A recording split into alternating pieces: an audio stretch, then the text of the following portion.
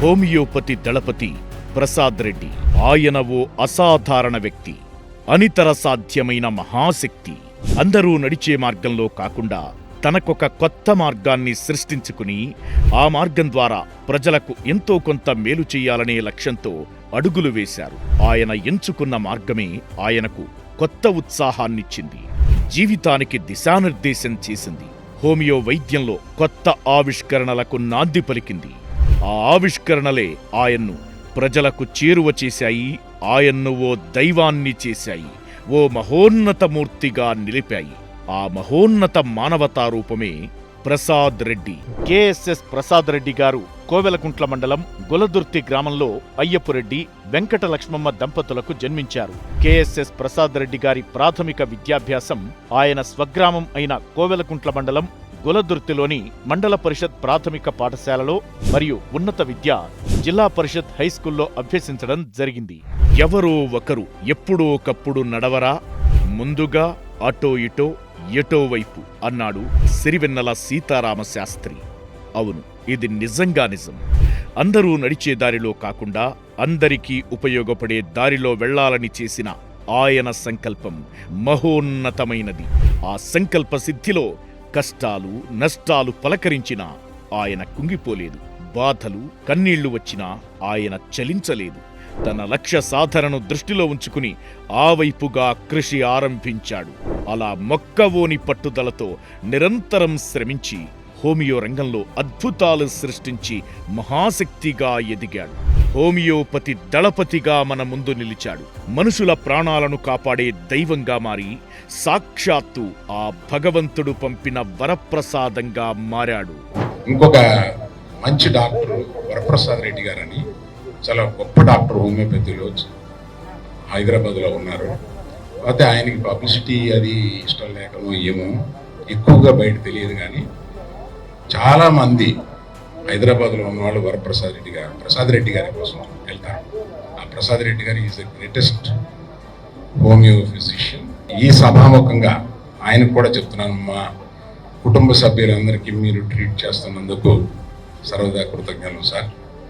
అలాగా మేము హోమియోపతికి శిరస్సు వచ్చి నమస్కరిస్తూ ఇది ముగిస్తున్నాం. హోమియో రంగంలో పేరెన్నికగన్న వ్యక్తులలో ప్రసాద్ రెడ్డి కూడా ఒకరు. ఆయన పేరు తెలియని వారు ఈ రంగంలో బహు అరుదు. అలాంటి కార్యదురంధరుడు నిరంతరం హోమియో రంగంలో పరిశోధన అధ్యయనాలతో ఆ రంగంలో అద్భుతాలు సృష్టించాడు. మొండి రోగాలను సైతం హోమియో వైద్యంతో నయం చేసి రోగుల పాలిట దేవుడిలా మారాడు.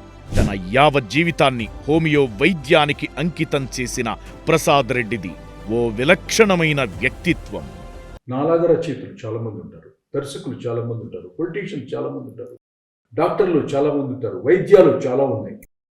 ఆ వైద్యంలో డాక్టర్ ప్రసాద్ రెడ్డి గారు నాకు నా తల్లిదండ్రుల తర్వాత నాకు సినిమా నేర్పించినటువంటి సుజాత గారు, భాగ్యరాజ గారి తర్వాత నాకు దైవంతో సమానమైనటువంటి వ్యక్తుల కోసం ఆయన యొక్క గొప్పతనాన్ని యావత్ ప్రపంచానికి తెలియటం వల్ల ఈ లోక కళ్యాణానికి ఉపయోగపడే దాంట్లో చిన్న సమితి మాత్రమే అవ్వటానికి ఇక్కడికి వచ్చాను. హోమియో వైద్య వృత్తిని ఓ వృత్తిలా కాకుండా ఓ బాధ్యతగా స్వీకరించిన వ్యక్తి ఆయన. అలాగే వ్యాధిగ్రస్తుడి కష్టాన్ని అర్థం చేసుకోవడంలోనూ వారి సమస్యలను అధ్యయనం చేయడంలో ఆయన దిట్ట. దీనికి ప్రధాన కారణం ఆయనకు ఆ వైద్యం పట్ల ఉన్న అపార విశ్వాసమే. నేను చాలా బాధపడ్డ విషయం ఏంటంటే, అరే డాక్టర్ గారు నాకు ఒక 10 ఏళ్ల ముందు పరిచయం అయి ఉంటే మా అమ్మ నాన్న ఇంకా మాతో ఉందరు కదా అని అనిపించింది. అంటే ఐ స్పెండ్ లైక్ వాటర్. ఎంతో ఖర్చు పెట్టారు మా నాన్నగారికి మా అమ్మగారికి, బట్ దక్కించుకోలేకపోయాను. వచ్చిన ఆరోగ్య సమస్యను మూలాల నుంచి కనుగొనడం అత్యంత ముఖ్యమని చెప్పే ప్రసాద్ రెడ్డి నేడు ఈ రంగంలో ఈ స్థాయిలో ఉండడానికి ఆయన కుటుంబ నేపథ్యం కూడా ఓ కారణం. స్వతహాగా ప్రసాద్ రెడ్డి తండ్రి అయ్యపురెడ్డి కూడా హోమియోపతి వైద్యుడిగా పనిచేయడంతో ప్రసాద్ రెడ్డికి కూడా హోమియోపతిపై ఆసక్తి పెరిగింది. ఆ ఆసక్తిని వయసుతో పాటు పెంచుకుంటున్న ఆయనకు చాలామంది హోమియోపతి ఎందుకు, అలోపతికి వెళ్ళు, ఎంబీబీఎస్ చేస్తే లక్షలు కోట్లు సంపాదించవచ్చని కూడా సలహా ఇచ్చారు. కాని డబ్బు కంటే మనిషికి ఏది ఎక్కువ మేలు చేస్తుందో అదే తాను ఎంచుకుంటానని చెప్పి హోమియో వైద్య విద్యను అభ్యసించడానికి నిశ్చయించుకున్నారు.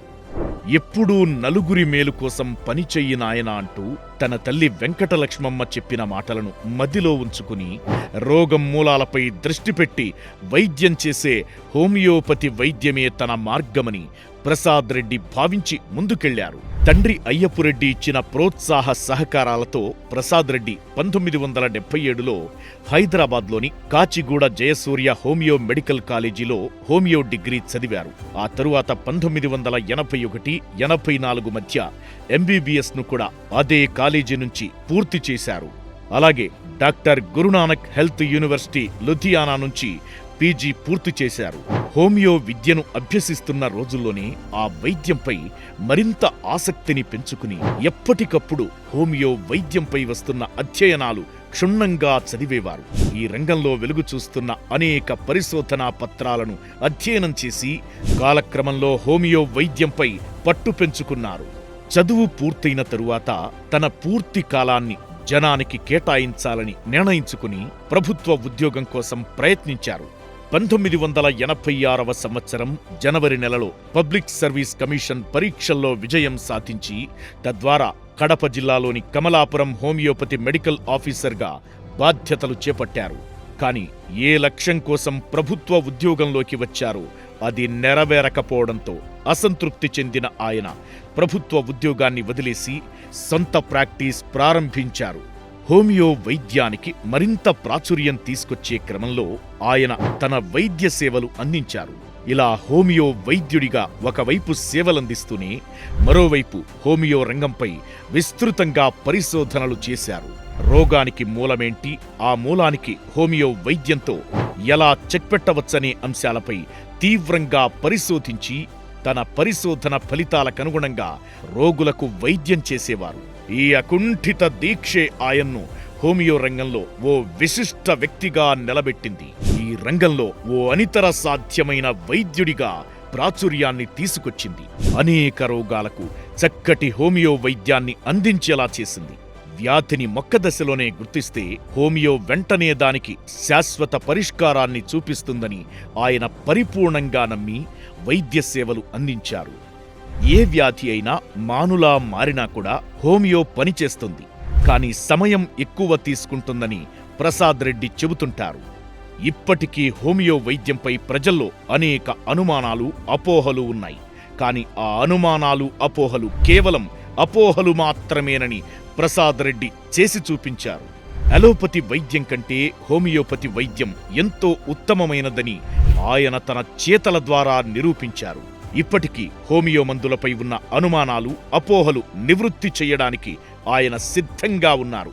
డాక్టర్ ప్రసాద్ రెడ్డి గారు ఈరోజు ఈ స్థాయిలో ఉండటానికి ఆయనను ఇంతలా ప్రభావితం చేసింది శామ్యూల్ హానిమన్ గారి సిద్ధాంతం.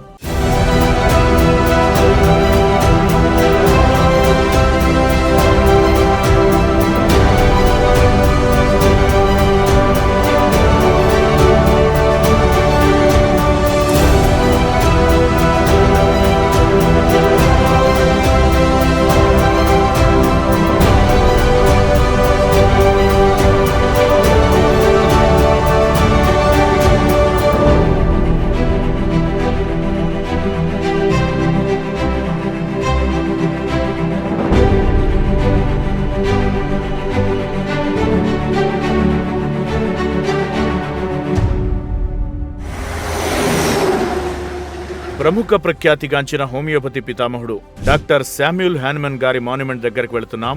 ఈ మాన్యుమెంట్ ప్రముఖ హోమియో దళపతి అయిన డాక్టర్ KSS ప్రసాద్ రెడ్డి గారు కట్టించారు.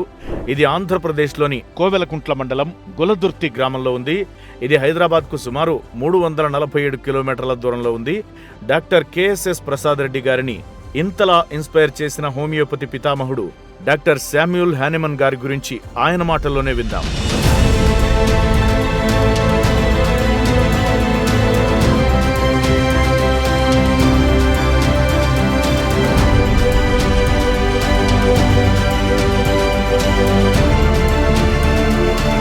పేరు డాక్టర్ ప్రసాద్ రెడ్డి. నేను ఇప్పుడు ప్రస్తుతము నంద్యాల జిల్లా కోయిలకుంట్ల మండలము గుల్లదుర్తి గ్రామంలో ఉన్నాము.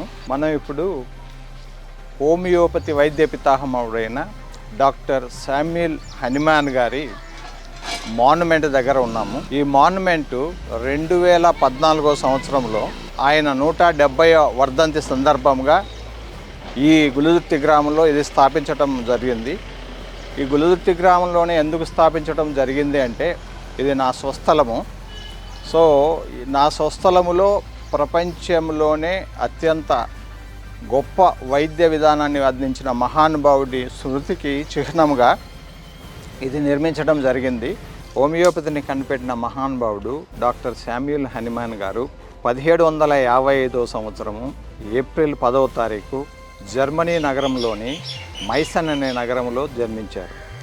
ఈయన అతి పురాతనమైన ఆ నగరంలో జన్మించడమే కాకుండా చాలా బీద స్థితిలో ఉండేవాడు. ఆయన తల్లిదండ్రులు పోర్సిలైన్ పెయింటర్గా ఉండటం వల్ల వాళ్ళ ఆర్థిక పరిస్థితి అంతలా బాగా లేకపోవడం వల్ల ఆయనకు బాల్యంలో చదువుకోవడమే కష్టమయ్యేది. అలాంటి పరిస్థితుల నుంచి ఒక వైద్య శాస్త్రాన్ని మానవాళికి అందించిన అతి గొప్ప వ్యక్తిగా రూపాంతరం చెందటానికి అతను చేసిన కృషి అనన్య సామాన్యమైనది.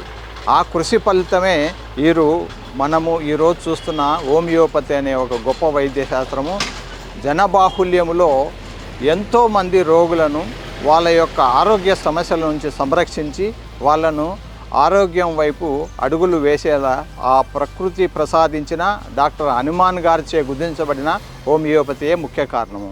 ఇంత గొప్ప వైద్య శాస్త్రము హోమియోపతి ఈరోజు ప్రపంచంలో నలుమూలలా మనకు అందరికీ ఉపయోగపడి మన వల్ల జబ్బుల బారి నుంచి రక్షించి మన వల్ల పూర్తిగా ఆరోగ్యవంతులుగా తీర్చిదిద్దటానికి ప్రముఖ పాత్ర వహిస్తుంది అనటంలో ఎటువంటి సందేహము లేదు. ఇక్కడ ఈ ప్రస్తుతం మనం ఉన్న మాన్యుమెంట్ యొక్క ప్రత్యేకత ఏంటంటే ప్రపంచంలో ఉన్న అన్ని మాన్యుమెంట్స్లో ఏ మాన్యుమెంట్ కూడా ఇంత కంప్లీట్ మాన్యుమెంట్ కాదు. ఎందుకంటే ఒక మాన్యుమెంట్ అంటే అక్కడికి మనం వెళ్తే ఆ పర్టిక్యులర్ వ్యక్తిని ఎవరిని గురించి అయితే మనం ఇక్కడ మాన్యుమెంట్ నిర్మించామో ఆ వ్యక్తి యొక్క అన్ని వివరాలు ఒకే చోట లభ్యమైతే అప్పుడు ఆ మాన్యుమెంట్ యొక్క పరమార్థం నెరవేరుతుంది. సో ఇప్పుడు మనము ఈ మాన్యుమెంట్ చూస్తున్న మాన్యుమెంట్కు సంబంధించిన అన్ని ప్రత్యేకతలు ఒకదాని తర్వాత ఒకటి తెలుసుకుందాం. ఆయన 1755 సంవత్సరంలో జర్మనీలో మైసన్ అనే ప్రదేశంలో జన్మించారు. సో ఆ రోజు 1755లో ఆయన జన్మించిన తర్వాత ఆయన కూడా చాలా బీద కుటుంబంలో జన్మించాడు. తర్వాత ఆయన యొక్క స్వశక్తితో ఒక వైద్య పట్టభద్రుడిగా రూపాంతరం చెందాడు. దాని తర్వాత ఆయన ఎన్నో కష్టాలు ఓర్చి ఎన్నో ప్రతిబంధకాలను ఎదుర్కొని ఆయన మానవాళికి అత్యంత దోహదకారి అయిన ఒక వైద్య శాస్త్రాన్ని కనిపెట్టాలన్న ఒకే ఒక తలంపుతో ఆయన హోమియోపతి వైద్య విధానాన్ని 1796లో కనిపెట్టారు. ఆ రోజు నుంచి ఆ వైద్య శాస్త్రాన్ని ఎల్లెలా విస్తరింపజేయడానికి ఆయన చేయని ప్రయత్నం అంటూ లేదు. ఈరోజు ఈ వైద్య శాస్త్రము అంత గొప్పగా జనబాహుల్యంలోకి వెళ్ళటానికి ఆయన తర్వాత ఎంతోమంది వైద్యులు కూడా చాలా కృషి చేశారు. కానీ పితామహుడైన ఈ హనుమాన్ గారి వల్ల మాత్రమే ఈ వైద్య శాస్త్రము మనకు అందుబాటులోకి వచ్చింది. కాబట్టి ఆ మహానుభావుణ్ణి ఎల్లకాలము మనం స్మరించుకోవాల్సిన అవసరం ఉంది కనుక ఆ వ్యక్తి యొక్క కృషికి చిహ్నంగా హోమియోపతి వైద్యుడైన నేను ఈ యొక్క మాన్యుమెంట్ను ఇక్కడ నిర్మించడం జరిగింది.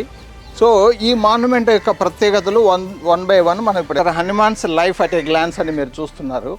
ఈ లైఫ్ అట్ ఏ గ్లాన్స్లో ఆయన వేరు సంవత్సరాలలో ఎలాంటి కృషి చేశారు, ఎక్కడెక్కడ ఉన్నారు, ఏ ప్రయత్నాలు ఆ పర్టికులర్ ప్రదేశంలో ఆయన చేయడం జరిగింది అన్ని విషయాలను ఈ క్రొనలాజికల్ ఆర్డర్లో మీకు ఇవ్వటం జరిగింది. సో అలాగే ఇక్కడ మనము ఈ మాన్యుమెంట్లో 1755 సంవత్సరం మొదలుకొని 1843 వరకు మనం ఇచ్చాము. 1843లో ఆయన ప్యారిస్ నగరంలో మరణించే వరకు జరిగిన అన్ని విషయాలను క్రోడీకరించడం జరిగింది. తర్వాత ఈ మాన్యుమెంట్ యొక్క ఈ విషయాలను గమనిస్తే ఆయన యొక్క పేరు లిఖించడం జరిగింది. దాని తర్వాత ఈ వ్యక్తి యొక్క ఆ పర్టిక్యులర్ విషయానికి అటుపక్క 3 ఇటుపక్క 3 ప్లస్ కింద 1 అంటే ఈ కార్డినల్ ప్రిన్సిపల్స్ ఆఫ్ హోమియోపతి అనేది ఒక 7 డివిజన్స్కి వచ్చేసి ఒక్కొక్క డివిజన్కు సంబంధించిన సమాచారాన్ని ఒకే ఒక పదములో ఇమర్చడం జరిగింది. తర్వాత మీరు ఆయన doctor in medicine, leader of the great medical invention of the 19th century, founder of the homoeo school of medicine, the immortal truths grandest teacher and one of the bravest and grandest champions of medical science revolution in the world has ever seen. ఇలా అన్ని ప్రత్యేకతలు, ఏ ప్రత్యేకత అయితే అయినా వేరే చోట ఎక్కడ మనకు కనరాదో అలాంటి ప్రత్యేకతలన్నీ ఇక్కడ పొందుపరచడం జరిగింది. ఈయన ఎప్పుడైతే ఈ వైద్య శాస్త్రము కనుగొన్నాడో ఆ వైద్య శాస్త్రం యొక్క ప్రిన్సిపల్స్ను ఒక పుస్తకంలో ఆయన రాయడం జరిగింది. వాటినే మనము ఆర్గనాన్ ఆఫ్ మెడిసిన్ అని పిలుస్తాము. ఆ ఆర్గనాన్ ఆఫ్ మెడిసిన్లో మొట్టమొదటి స్టాంజా, అంటే అది ఉన్న స్టాంజాస్లో మొట్టమొదటి స్టాంజా వచ్చేసి ఇక్కడ మీకు చూడొచ్చు. The physician's high and only mission is to restore the sick to health to cure as it is termed. ఈ పర్టిక్యులర్ విషయాన్ని పూర్తిగా మనం అర్థం చేసుకుంటే ఆ మహానుభావుడు ఎంత గొప్ప ఆశయంతో ఒక వైద్యుడు పనిచేయాలా, అతని యొక్క జీవితాశయం ఏమై ఉండాలని చాలా ప్రస్ఫుటంగా మనకు తెలుస్తుంది. ఆయన ఏ సూత్రం ఆధారంగా ఈ వైద్య శాస్త్రాన్ని మనకు ఇచ్చాడు, మనకు అందుబాటులోకి తెచ్చాడు అన్న విషయాన్ని ఆయన కనిపెట్టిన ఆ యొక్క వైద్య శాస్త్రాన్ని సిమిలియా సిమిలిబస్ క్యూరెంట్యూర్ అనే ఒక స్టాంజాను ఆయన ఫ్రేమ్ చేశాడు. సిమిలియా సిమిలిబస్ క్యూరెంటర్ అంటే likes are cured by likes అని. అదే మనం తెలుగులోకి ట్రాన్స్లేట్ చేసుకుంటే సారూప్య ఔషధ సిద్ధాంతము అనబడుతుంది. సో ఈయన మొత్తం ఇప్పుడు మీరు ఇక్కడ పెద్ద విగ్రహం, ఆయన కూర్చున్న పోస్చర్లో ఉన్న పెద్ద విగ్రహాన్ని మనం ఇక్కడ చూడొచ్చు. ఆయన చేతిలో ఒక అద్భుతమైన విషయం ఉంది. ఈ అద్భుత విషయం ఏంటంటే ఆయన కనిపెట్టిన ఈ వైద్య శాస్త్రం యొక్క ప్రిన్సిపల్స్ అన్నింటినీ క్రోడీకరించి ఆయన ఒక పుస్తకం రాశాడని చెప్పాము. అది ఆయన ఎప్పుడు రాశాడంటే 1810లో రాశాడు. దాని పేరే ఆర్గనాన్. ఇది లేకుంటే హోమియోపతి లేదు. అంత గొప్ప వైద్య శాస్త్రం యొక్క మొత్తం ప్రిన్సిపల్స్ను ఈ పుస్తకంలో ఆయన పొందుపరిచారు. అందుకే ఆయన చేతిలో ఈ పుస్తకం ఉంచడం జరిగింది. ఆయన యొక్క మొత్తము జీవితాన్ని మనం క్రోడీకరించుకొని ఆయన చేసిన అన్ని విషయాలను మనం ఇంగ్లీష్లో అట్ ఎ గ్లాన్స్ అని ఎలా ఇచ్చామో అదే ఇటువైపు తెలుగులో ఇవ్వటం జరిగింది. సో ఈ ప్రాంతంలో తెలుగు తెలిసిన వాళ్ళ సంఖ్య ఎక్కువ కనుక తెలుగు తెలిసిన వాళ్ళకు కూడా ఉపయోగకరంగా ఉంటుందనే విషయాన్ని మనము తీసుకెళ్లాల్సిన అవసరం ఉంది కనుక ఈ విధంగా తెలుగులో ఆయన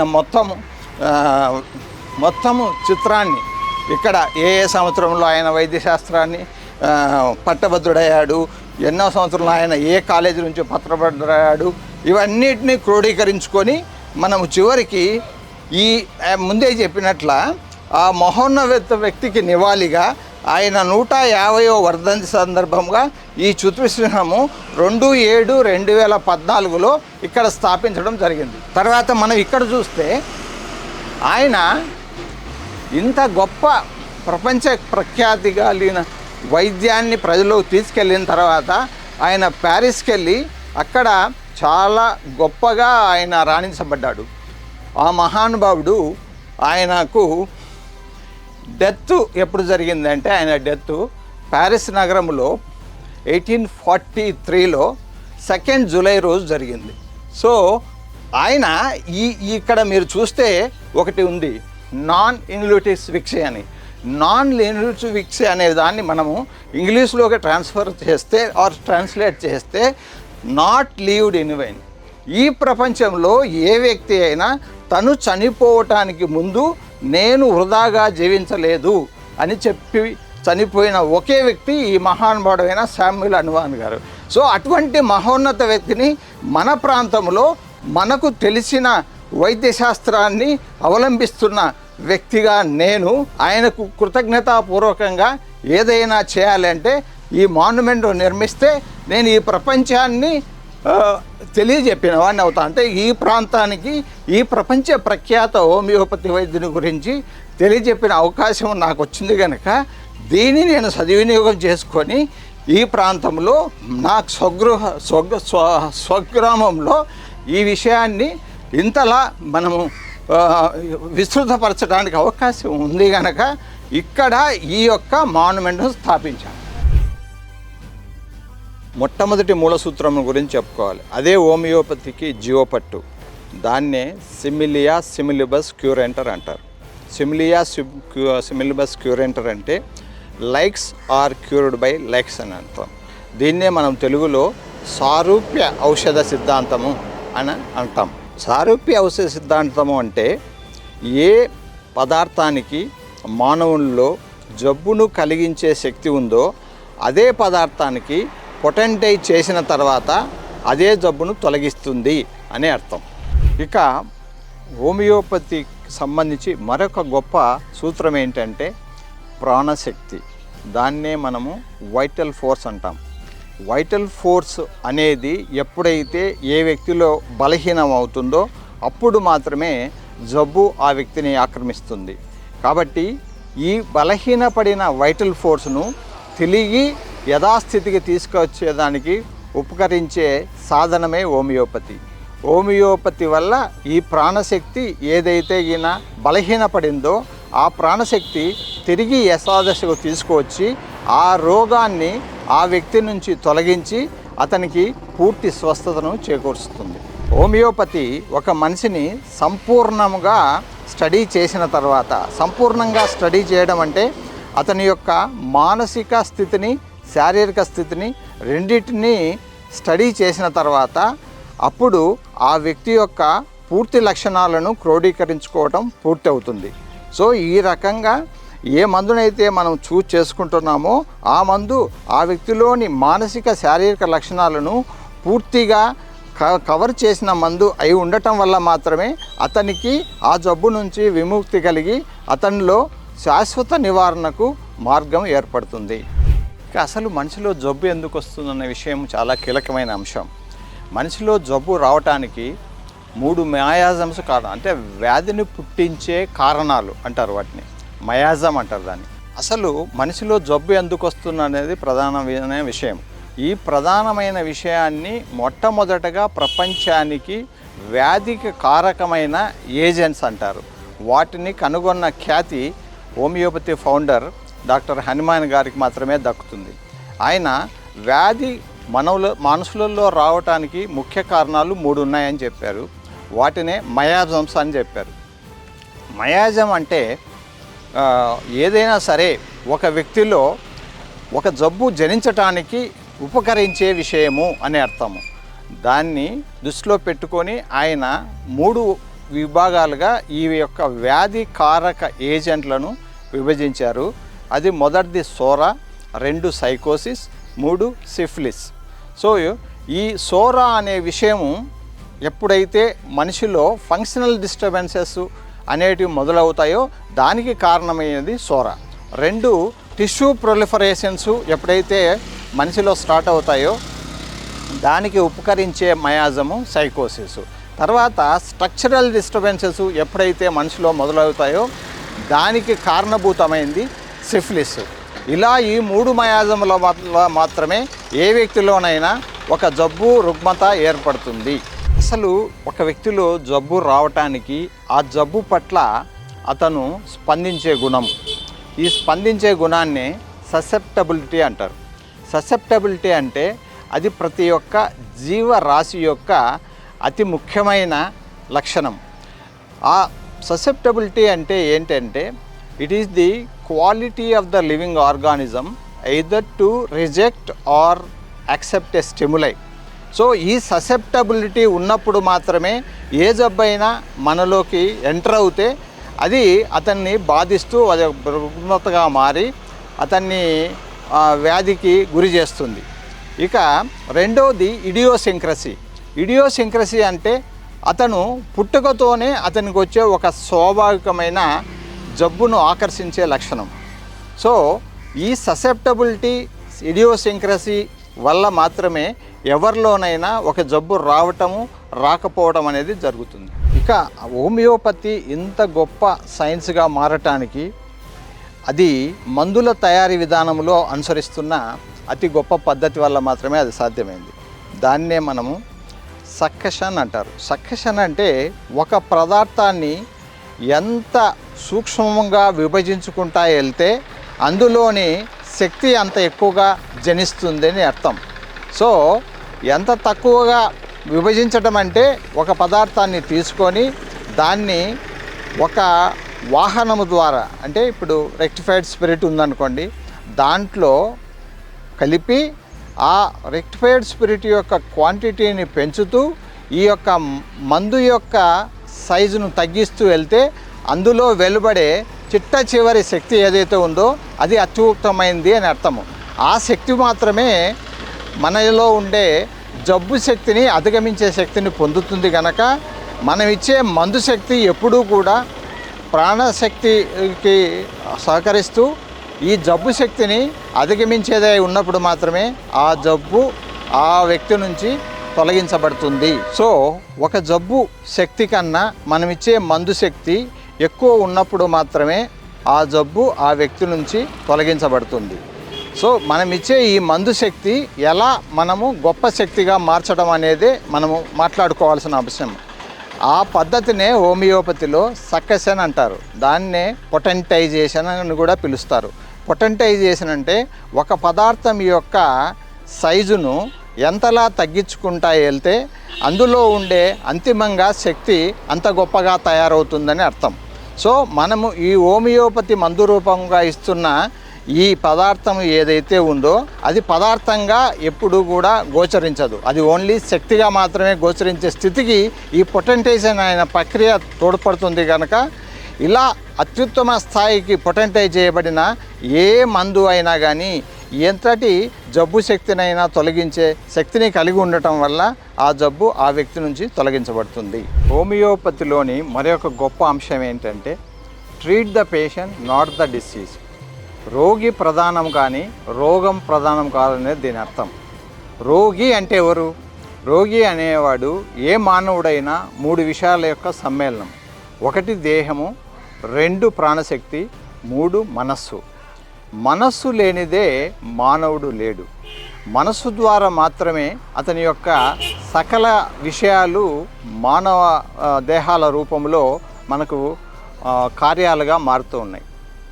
కాబట్టి మనస్సు అనేది అత్యంత ప్రాధాన్యమైంది కనుక ఏ ఇద్దరు వ్యక్తులు ఒకలా ఉండరు కనుక ఏ ఇద్దరికి వచ్చే జబ్బులు కూడా ఒకేలా ఉండటానికి అవకాశం లేదు కనుక ఈ మనస్సును దృష్టిలో పెట్టుకొని అతని యొక్క కాన్స్టిట్యూషన్ అంటారు. అంటే అతనిలో ఉండే ఒక గొప్ప విషయాలు ఏవైనా సరే, అంటే ప్రత్యేకమైన విషయాలను దృష్టిలో ఉంచుకొని ఆ ప్రత్యేకతను అనుసరించి ఆ వ్యక్తిలో ఉండే రుగ్మతను అర్థం చేసుకొని మొత్తము ఒకే ఏకకాలంలో పూర్తిగా మనిషిని మనస్సు, ప్రాణశక్తి, దేహము ఈ 3 అంశాలను పూర్తిగా అవలోకనం చేసుకొని ఆ వ్యక్తికి మందుని ఇవ్వటం వల్ల ఆ జబ్బు అతని నుంచి పూర్తిగా నివారించబడుతుంది. డాక్టర్ KSS ప్రసాద్ రెడ్డి గారి పట్టుదల, కృషి, ఈరోజు ఆయన ఈ స్థాయిలో ఉండడానికి గల కారణం ఆయన కుటుంబ సభ్యుల మాటల్లోనే తెలుసుకుందాం. PMC ఛానల్ వారికి నమస్కారం.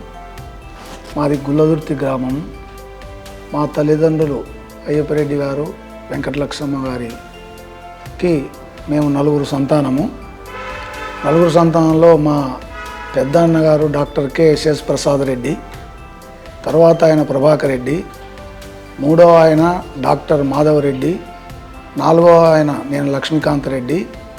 మా అందరికీ మధ్యలో ఒక అక్కగారు ఉన్నారు.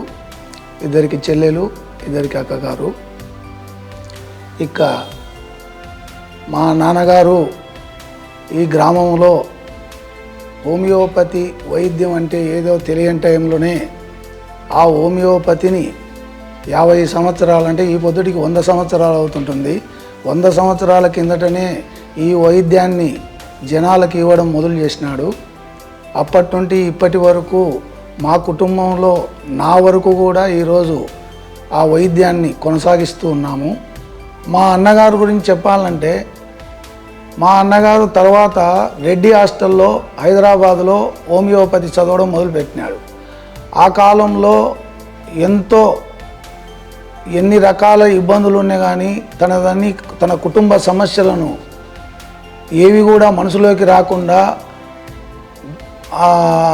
బాగా కష్టపడి చదివి ఎంతో వృద్ధిలోకి తీసుకొచ్చి ఆ టైంలోనే తాను చదువుతూ అక్కడనే ప్రాక్టీస్ కొనసాగిస్తూ కోయలకుంట్లలో ప్రాక్టీస్ పెట్టి ఆ రోజు మా అన్నగారి ఫీజు 2 రూపాయలతో స్టార్ట్ చేశాడు. 2 రూపాయలు తీసుకునే టైం కూడా ఆయన ఉచితంగా మా నాన్న ఇవ్వడం వలన అక్కడ 2 రూపాయలు ఇవ్వాలని కానీ బరువుగానే ఉన్నది. ఎందుకంటే మా నాయన సేవ అటువంటిది.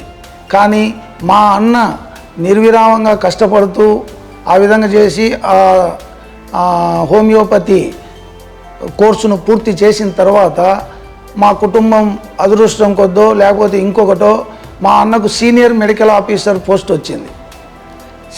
అది కమలాపురం, కడప జిల్లా కమలాపురంలో ఉంది. అది కమలాపురంలో ఉన్న తర్వాత ఈయన ప్రాక్టీసు అప్పటికే కర్నూలు అయితే కోయలకుంట్ల, హైదరాబాదులో నడుస్తుంది. అది ఆయన దానికి దీనికి ఈ ఉద్యోగానికి కమలాపురం వెళ్ళడానికి, తర్వాత హైదరాబాద్ వెళ్ళడానికి కొద్దిగా అంత బస్సు సౌకర్యం అప్పుడు ఇంతగా లేదు. అది తను మనసులోకి తీసుకొని నేను ఈ గవర్నమెంట్ సొమ్ము తింటూ దీనికి ఏ విధమైన ఉపకారం చేయకుండా నేను రిజైన్ చేస్తే ఇంకొకడు బాగుపడతాడు కదా అనే ఆలోచనతో ఆ రోజు మా అన్న కర్ణాటి రామరెడ్డి అని హెడ్ మాస్టర్ ఉండేవాడు. ఆయన చెప్పినా వినకుండా, మా నాయన చెప్పినా వినకుండా ఆయన ధైర్యంతోనే నేను సాధించగలను, నేను ఎక్కడికో నేను నిష్ఠాతంగా దీన్ని చేయగలను అనే ఉద్దేశంతో ఆ రోజు ఆ సీనియర్ మెడికల్ ఆఫీసర్ పోస్టుకు రిజైన్ చేసినారు.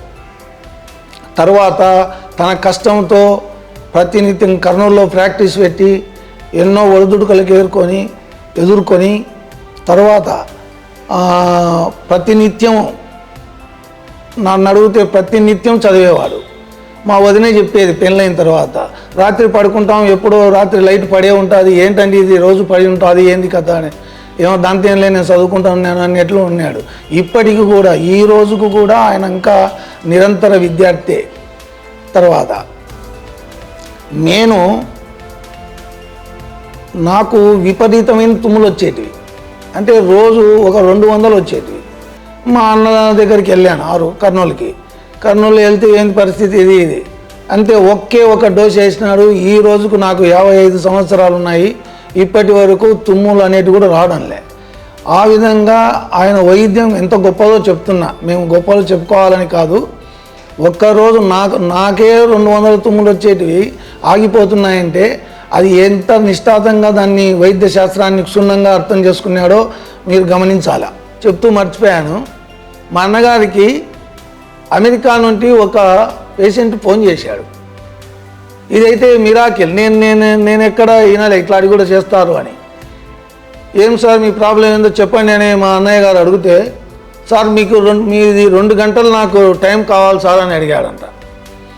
అడిగితే రండి, సరే పలానా రోజు పలానా డేటు రాండి అంటే సరే వచ్చాడు. ఆయన ఖర్చులు ఎన్ని లక్షలు ఖర్చు పెట్టుకొని వచ్చి ఒక పెద్ద హోటల్లో దిగి మా అన్న దగ్గరకు వస్తే మా అన్నయ్య గారు ఏం చేశారు, చెప్పండి మీ ప్రాబ్లం ఏంటో అన్నాడు. అంటే డాక్టర్గా ఆయనకు వేసే ఫస్ట్ క్వశ్చన్ అదే కదా, నా ప్రాబ్లం ఏం లేదు సార్, మీ కళ్ళల్లోకి నేను చూసుకుంటూ కూర్చుంటాను సార్, ఆ టైం కోసమే మిమ్మల్ని 2 గంటలు అడిగినాను సార్ అన్నాడంట సార్. ఇది అంటే దీన్ని బట్టి మనకి ఏమర్థమవుతుందంటే, ఎన్నో వేదాంత పుస్తకాలు చదివి సాధించే దానికంటే ఈ మా హనుమాన్ గారు రాసిన వైద్య శాస్త్రాన్ని చదువుతూ దాంట్లో ఇంత నిష్ఠాతులై ఆయనకు ఈ వైద్యపరంగానే కాకుండా తన ఫేస్లో తన కళ్ళల్లో పవర్ అందని గుర్తించిన వ్యక్తి. ఈరోజు మనం ఆయన అమెరికా నుంచి వచ్చి డబ్బులు లేక ఈయన దగ్గరికి రాలేదు, డబ్బులు ఉండి రాలేదు, ఈయన యొక్క గొప్పతనాన్ని గుర్తించి ఇంత దూరం వచ్చాడు. ఇటువంటి వైద్యానికి మందు ఉండే హోమియోపతి ఎంత గొప్పదో ఆ గొప్పతనాన్ని గుర్తించి మా అన్న ఇంత నిష్ఠాతుడై తన గవర్నమెంట్ జాబ్ను వదులుకొని ఈ హోమియోపతిలో ఇంత సక్సెస్ సాధించగలుగుతున్నాడంటే మా కుటుంబ పరంగా నేను మా అన్నను ధన్యవాదాలు తెలుపుకుంటున్నాను. డాక్టర్ ప్రసాద్ రెడ్డి మా అన్నగారు చాలా గొప్పగా నన్ను చూసుకుంటారు. మా నాన్న తర్వాత మా అన్న, నేను తర్వాత మా తమ్ముడు లక్ష్మీకాంత్ రెడ్డి కూడా అలాగే నన్ను చాలా మంచిగా చూసుకుంటాడు. వాళ్ళ అన్యోన్యతతో నేను చాలా గొప్పగా బతుకుతున్నాను. వాళ్ళు లేకుంటే నేను ఈరోజు లేను. చాలా గొప్పవాళ్ళు నా వాళ్ళు. అందుకు కాబట్టి మా అన్న మాత్రము ఎప్పుడూ గొప్పగా ఇంతకన్నా 10 అంతలు గొప్ప స్థాయిలో ఉండాలని మనస్ఫూర్తిగా కోరుకుంటున్నాను. మా బావగారు KSS ప్రసాద్ రెడ్డి గారు మా కుటుంబానికి నేను వచ్చినప్పటి నుంచి ఈ ఇంటికి వాళ్ళే ఎక్కువగా చూసుకునేవాళ్ళు. అన్నీ ఏమి కావాలన్నా మా భర్త గారు వాళ్ళకు చెప్పేవాళ్ళు. మా బావగారు హోమియోపతి డాక్టరుగా అందరికీ ఎవరికి కావాల్సినవి వాళ్ళకు అందిస్తూ ఆయన ఇంత గొప్పగా ఉన్నాడంటే ఎంతోమందికి సేవలు చేస్తూ వాళ్ళ ఆరోగ్యాలు కానీ మా కూతురు మా అల్లుడు కానీ ఆయన వల్లనే ఈరోజు అందరూ బావుగా ఉన్నారు. వైద్యో నారాయణో హరి అనే మాటకు నిలువెత్తు నిదర్శనం మా మామగారైన ప్రసాద్ రెడ్డి గారు. ప్రసాద్ రెడ్డి అనే పేరులోనే మనకు ఒక సంకల్పం కనిపిస్తుంది. ప్రఖ్యాతి సాధించి సమాజంలో ఒక మంచి పేరు సాధించాలి అనేటటువంటి ఒక దృఢ సంకల్పం కలిగి ఉండి ఈ రేనాటి గడ్డపై తనదైన ముద్ర వేసినటువంటి వీరుడు అనుకోవచ్చు. పుత్రులు జన్మించినప్పుడు తల్లిదండ్రులకు పుత్రోత్సాహం కాదు, ఆ పుత్రుడి గురించి నలుగురు మాట్లాడుకుంటున్నప్పుడు ఆ తండ్రికి నిజమైనటువంటి ఒక సంతోషం వస్తుంది. ఆ సంతోషము మా తాతగారైనటువంటి అయ్యప్పరెడ్డి గారి కళ్ళలో నేను చిన్నప్పుడు చూశాను. అయితే చిన్నప్పుడు ఒక స్పార్క్ వచ్చేది. మా మామగారు సంవత్సరానికి 3 సార్లు మా ఊరికి వచ్చేవాళ్ళు. పండగలకు, దసరాకి అయితేనేమి, సంక్రాంతికి అయితేనేమి, ఉగాదికి అయితేనేమి, ఇట్లా సంవత్సరానికి 3 సార్లు మా ఊరికి పండగలకు వచ్చేవాళ్ళు. వచ్చినప్పుడు మా ఇల్లంతా సరే ఒక పండగ వాతావరణం.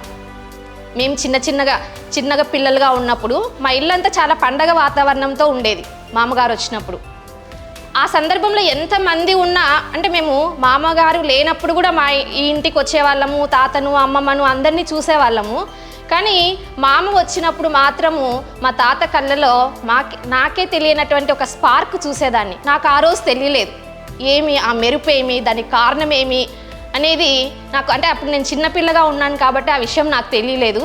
స్వయం కృషితో తను ఏమనుకున్నారో దాన్ని సాధించగలిగినారు.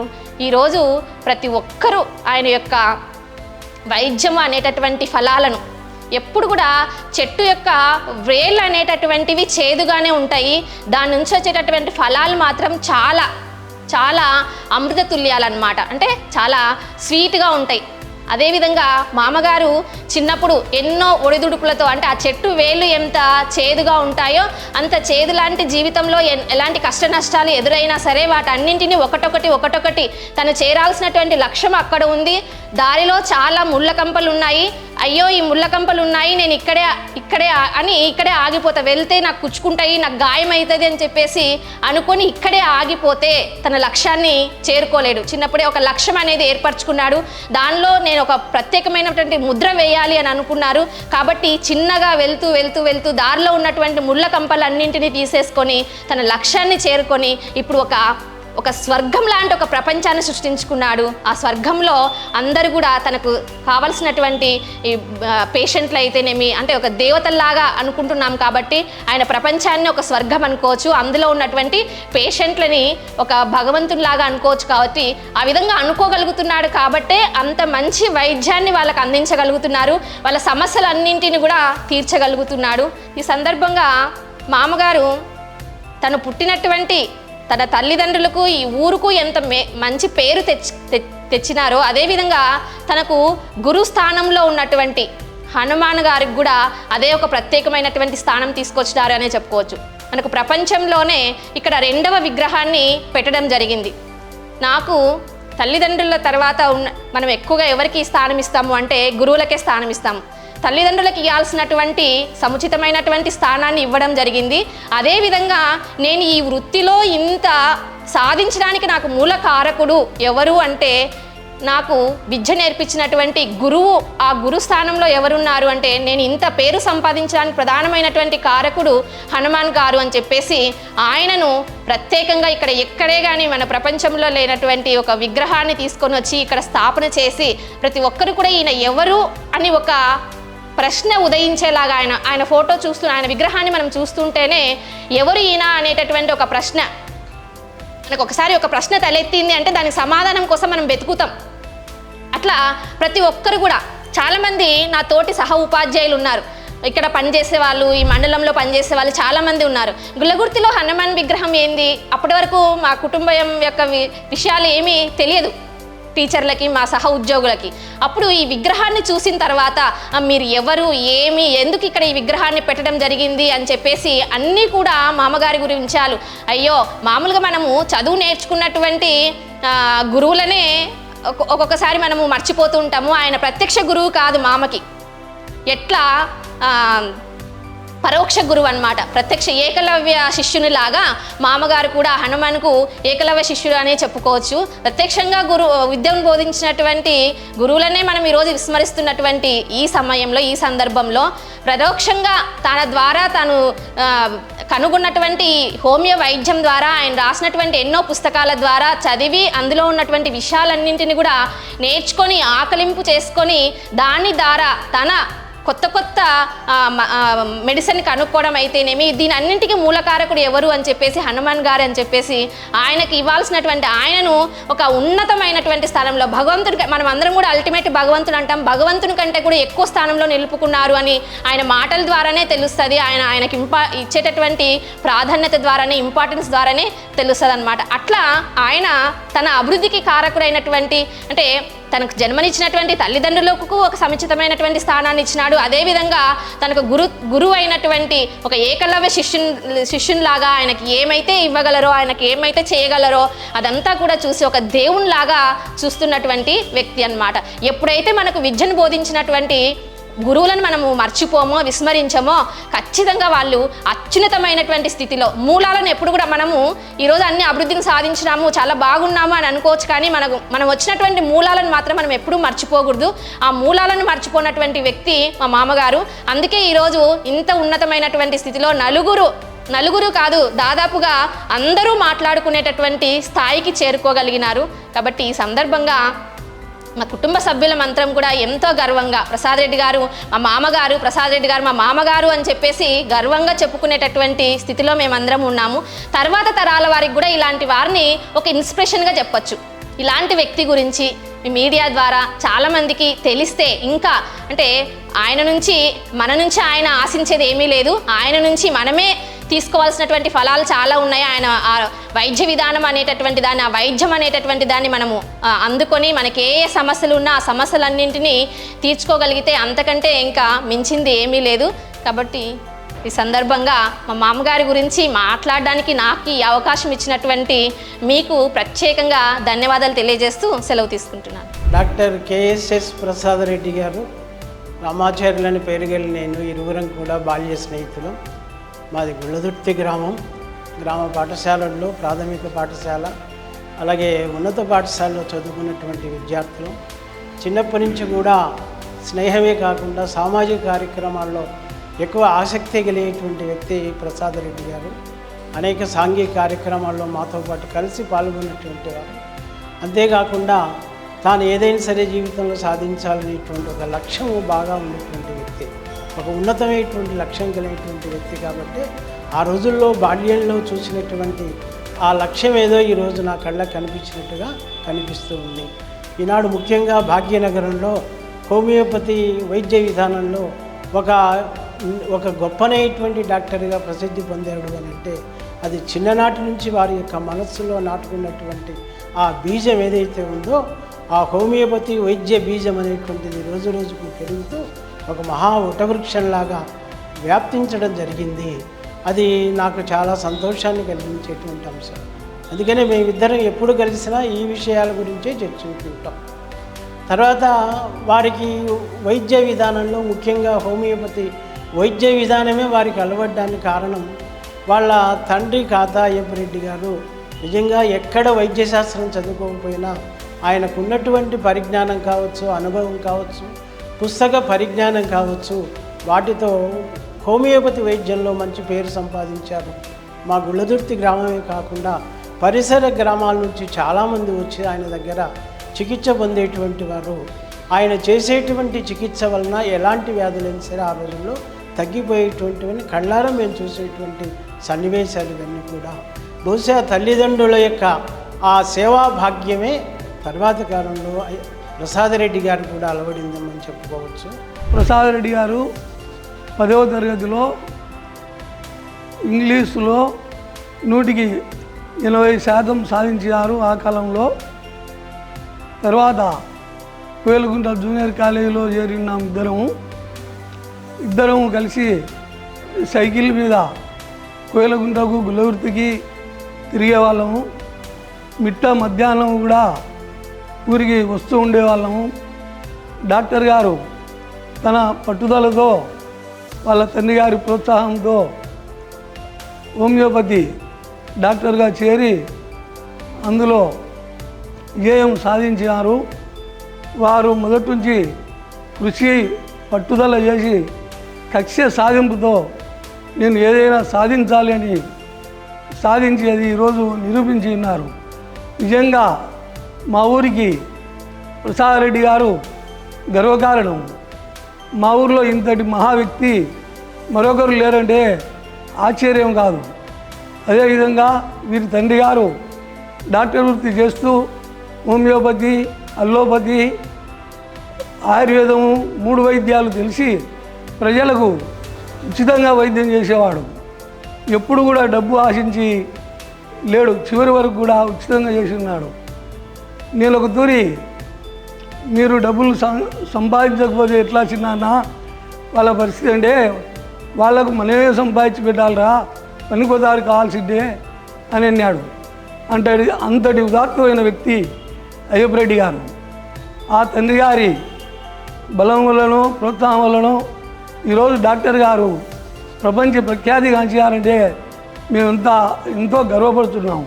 ప్రసాద్ రెడ్డి ఇంకా ఎన్నెన్నో శిఖరాలు అధిరోహించి మా గ్రామానికి మాకు మంచి పేరు తెస్తాడని ఆశిస్తూ విరమించుకుంటున్నాం.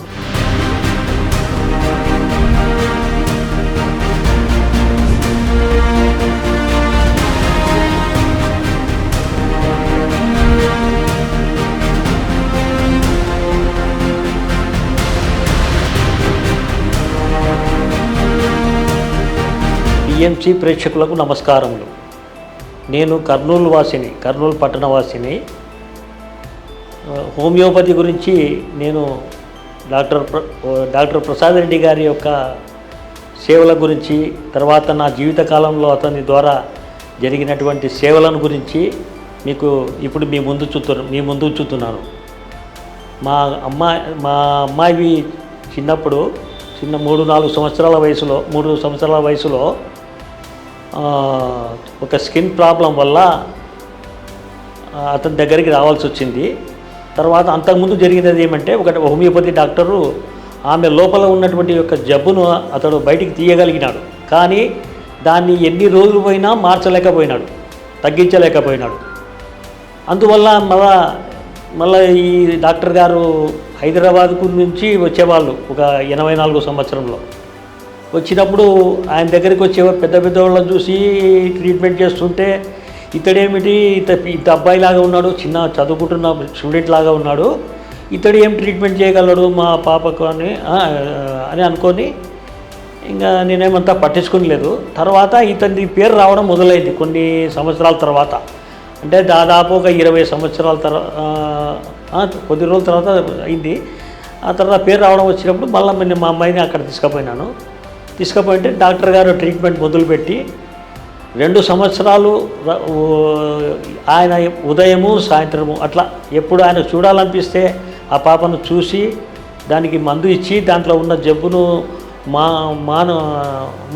తగ్గేటట్టు చేసుకుంటూ వచ్చి ఆఖరికి 2 సంవత్సరాల వ్యవధిలో పూర్తిగా జబ్బు ఏమాత్రం లేకుండా అమ్మాయి ముఖం చూసినప్పుడు ఒక్క మచ్చ కూడా లేకుండా దాన్ని నయం చేయగలిగారు. కాకపోతే ఆ ప్రాబ్లం ఉన్నప్పుడు ఆ ఫేస్లో కురుపు ద్వారా వచ్చేటువంటి యొక్క నీరు అంతా ఒక టవాల్ కూడా తడిసిపోయేది. అటువంటి లోపల ఉన్న చెడు ఏదైతే ఉందో అంతా బయటికి తీసి చక్కగా ట్రీట్మెంట్ ఇవ్వగలిగారు వాళ్ళు. అప్పటి నుంచి నేను హోమియోపతి పైన, హోమియోపతి కనిపెట్టినటువంటి హనుమాన్ గారి యొక్క పైన నాకు విపరీతమైన అభిమానం పెరిగింది. ఆయనను ఎప్పుడు ఏది సమస్య వచ్చినా ఆయన ఇంత చక్కగా ఎలా కనిపెట్టాడు ఈయన అని ఒక సైంటిస్ట్ ఏ విధంగా ఆలోచిస్తాడో ఆ ఆలోచన విధానం నాలో మొదలైంది. అది మా అమ్మాయి విషయంలో జరిగినది. అది ఇంత ఇబ్బందికరమైనది, ఇంత ఎక్కడ నయం కానిటువంటి యొక్క ఈ చర్మ వ్యాధిని ఆయన తగ్గించగలిగారు. దాని తర్వాత ఆయనకు నా గురించి కూడా ఒక సమస్య పరంగా, హెల్త్ పరంగా ఆయన దగ్గరికి వెళ్ళడం జరిగింది. అప్పుడు ఆయన ఏం చెప్పాడంటే, మీరు మెడిటేషన్ చేయండి ఫస్ట్, తర్వాత నా ట్రీట్మెంట్ నేను ఇస్తాను అన్నాడు. అదేవిధంగా ఆయన ట్రీట్మెంట్ ఆయన ఇచ్చాడు. తర్వాత మెడిటేషన్ నేను పత్రిజీ గారి యొక్క పిరమిడ్ ఎక్కడుంది అని కనుక్కొని ప్రసాద్ రెడ్డి డాక్టర్ గారు చెప్తే అక్కడికి వెళ్ళి చూసి మరి ఆ యొక్క పిరమిడ్ టైమింగ్స్ అన్నీ కనుక్కొని ముందు రోజు ఒక సైకిల్ మీద వెళ్ళి చూసేవాడిని మొదట్లో. ఆ విధంగా ఒక నెల రోజులు నేను చేసినాను. ఫిబ్రవరి 25, 2005 సంవత్సరం నేను ధ్యానంలోకి రావడం జరిగింది. ఆ టైం నుంచి ఈ రోజుల వరకు కూడా నేను PMC పిరమిడ్ మాస్టర్గానే ఉన్నాను. తర్వాత ఈ విధంగా నా యొక్క ధ్యాన జీవితానికి కూడా ఆయన మూలకారకుడు. ఇలా తన అచంచలమైన కృషి పట్టుదలతో హోమియో రంగంలో ఉన్నత శిఖరాలకు చేరుకున్న ఆయన ఈ రంగంలో అద్భుతమైన అనేక ఆవిష్కరణలు చేశారు. రోగులకు ఈ వైద్యం పట్ల ఆసక్తిని, విశ్వాసాన్ని నిరంతరం పెంచుతున్న ఆయన సామాన్యుల నుంచి సంపన్నుల వరకు వైద్య సేవలు అందిస్తున్నారు. అలాగే తాను సాధించిన అమృతతుల్యమైన హోమియో జ్ఞానాన్ని అందరికీ పంచుతూ ప్రజల ఆరోగ్యాన్ని పరిరక్షిస్తున్నారు. ఈ క్రమంలో హోమియో వైద్యాన్ని సామాన్యుల స్థాయికి చేర్చి హోమియోపతి దళపతిగా ప్రసాద్ రెడ్డి ఖ్యాతి గడించారు. ఓ వైద్యుడిగానే కాకుండా ఓ భావుకుడిగా ఎదుగుతూ తన అపార వైద్య అనుభవంతో ప్రతిరోజు వేలాది మందికి సేవలందిస్తున్న ప్రసాద్ రెడ్డి జీవితం అందరికీ ఆదర్శప్రాయం, ఆచరణీయం. సర్వే జనా సుఖినో భవంతు.